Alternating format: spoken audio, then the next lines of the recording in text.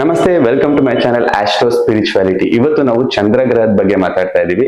And astrological tattoos ಅಲ್ಲಿ ಚಂದ್ರಗ್ರಹನ ಯಾವ ತರ ನಾವು ರೆಪ್ರೆಸೆಂಟ್ ಮಾಡ್ತೀವಿ ಅಂಡ್ ಚಂದ್ರಗ್ರಹದ ಕ್ಯಾರೆಕ್ಟರಿಸ್ಟಿಕ್ಸ್ ಏನೇನು ಅಂತ ತಿಳ್ಕೊಂಡು ಹೋಗೋಣ.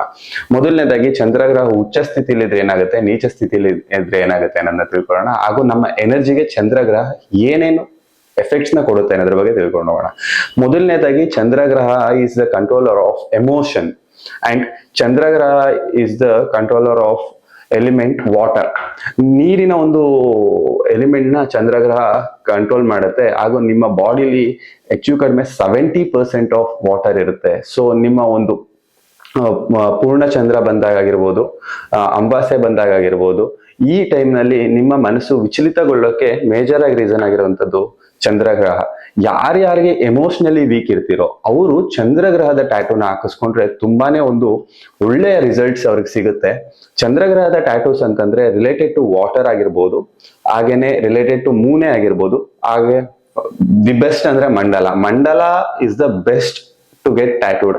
ಯಾಕೆ ಅಂತಂದ್ರೆ ಮಂಡಲಾಸ್ ಎನರ್ಜಿನ ಗ್ರ್ಯಾಬ್ ಮಾಡಿ ಇಟ್ಕೊಂಡು ಅದರಲ್ಲಿ ಪಾಸಿಟಿವ್ನೆಸ್ ನ ತೆಗ್ದು ನಿಮ್ ಬಾಡಿಗೆ ಸರ್ಕ್ಯುಲೇಟ್ ಮಾಡ್ತಾನೆ ಇರುತ್ತೆ. ಸೊ ನಿಮ್ಮ ಮೈಂಡ್ ಸೆಟ್ ಆಗಿರ್ಬೋದು, ನಿಮ್ಮ ಒಂದು ಬಾಡಿ ಕಂಡೀಷನ್ ಆಗಿರ್ಬೋದು, ಎರಡೂ ಸಮೇತ ಸಿಕ್ಕಾಬಟ್ಟೆ ಅದಕ್ಕೆ ಬ್ಲೆಂಡ್ ಆಗ್ತಾ ಒಂದು ಎನರ್ಜಿನ ಪ್ರೊಡ್ಯೂಸ್ ಮಾಡ್ತಾ ಪಾಸಿಟಿವ್ ಸೈಡ್ಗೆ ನಿಮ್ನ ಕರ್ಕೊಂಡು ಹೋಗಕ್ ಸ್ಟಾರ್ಟ್ ಮಾಡುತ್ತೆ.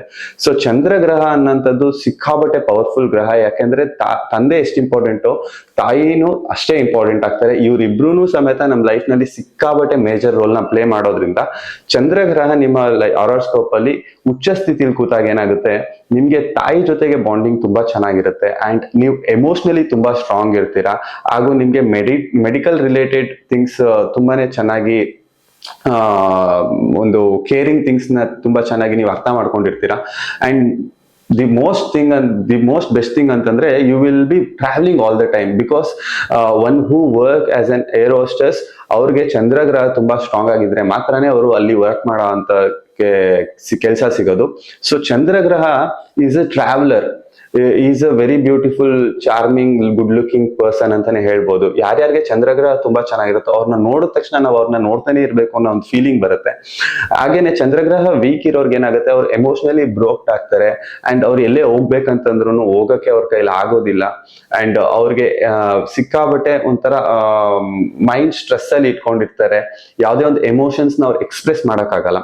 ಸೊ ಚಂದ್ರಗ್ರಹನ ಸ್ಟ್ರಾಂಗ್ ಮಾಡ್ಕೊಬೇಕಂದ್ರೆ there are so many tattoos which is related to water ಅಂತ ಹೇಳ್ಬೋದು, ಅಥವಾ which is related to sky, ಆ ವಿಶಾಲತನ ತೋರಿಸುವಂತ ಟ್ಯಾಟೂಸ್ ಆಗಿರ್ಬೋದು.